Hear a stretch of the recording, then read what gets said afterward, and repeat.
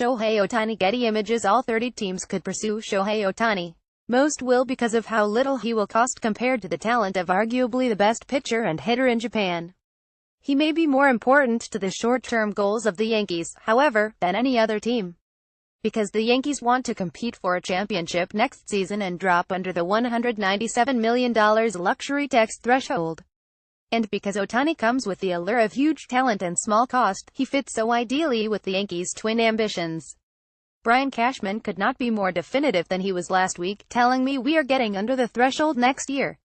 That will frame the Yankees' entire offseason. Now, the organization has made strong statements about wanting to do this before, but always with caveats. This was caveat-free. Plus, ownership is driving this as much as baseball operations.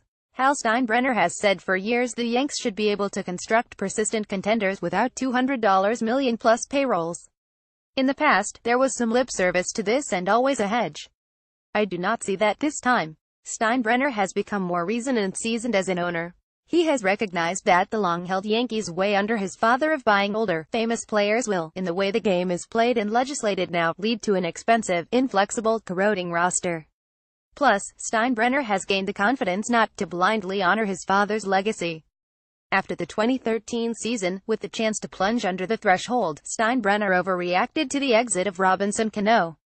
There appeared to be concern of being labeled cheap and not having the willingness to do what George Steinbrenner would do to win, and the Yanks splurged for Masahiro Tanaka, Jacoby Ellsbury, Brian McCann and Carlos Beltran that guaranteed an inability to drop below the luxury tax line not only that year, but years to come, and even complicates matters now.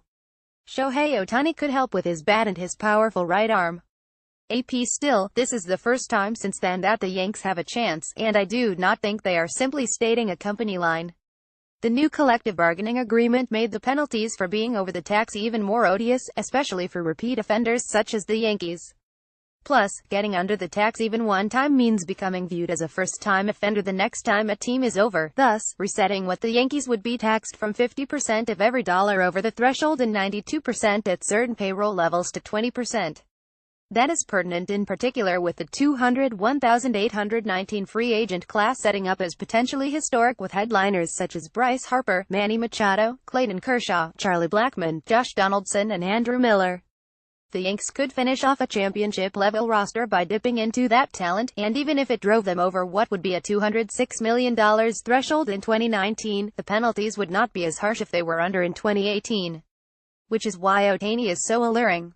Under the new CBA, because he is not yet 25, Otani is limited how much he could get paid in a one-time bonus to what teams have in their international signing pool. If Otani were a true free agent, he might get $30 million a year on a long-term deal. But he is going to get less than $5 million as a bonus, and whoever wins the bidding for him will have to pay a $20 million posting fee to Otani's Japanese team, the Nippon Ham Fighters, but that does not count toward the luxury tax. The Yankees are believed capable of paying just $3.25 million, the very interested Dodgers $300,000.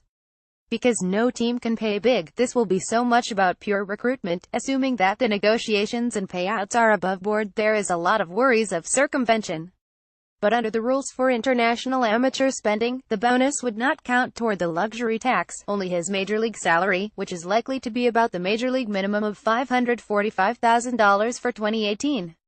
And since the Yankees will be counting every penny toward $197 million, getting a star for that little to help their rotation, and possibly their DH situation as well, would fall into the invaluable category. It will be part of a meth game the Yanks play between now and the end of next season. Yes, the Yanks remove the large packs of Alex Rodriguez and CC Sabathia from the docket, but it still is going to take discipline to drop under $197 million. Here's why: salaries will reflect how they are used for luxury tax purposes, which is average annual value on a long-term contract.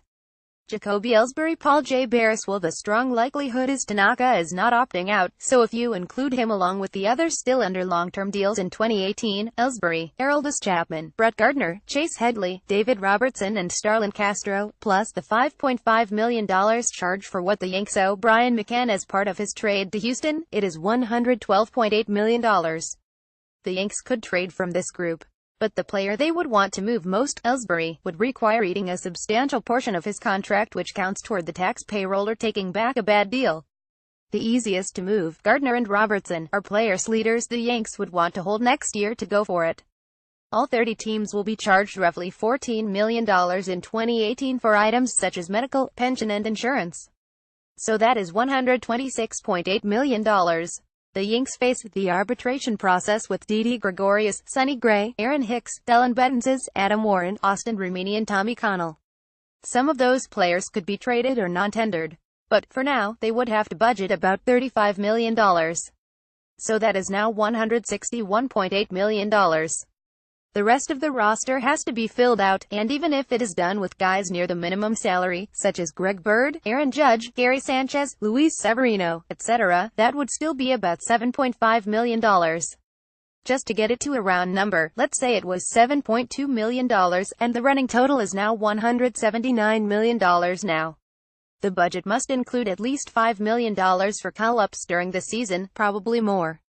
But let's say that and get to $184 million. Do you want to have at least a $5 million war chest for July trades? That conservatively gets you to $189 million. And remember, it is not like the Yanks want to budget to get to just under $197 million, because that would run the risk of going over by a little, which would keep them in the penalty. So imagine if they could get a $30 million talent in 2018 for $545,000 toward the tax payroll. It is why Otani is way more than a luxury to the Yankees.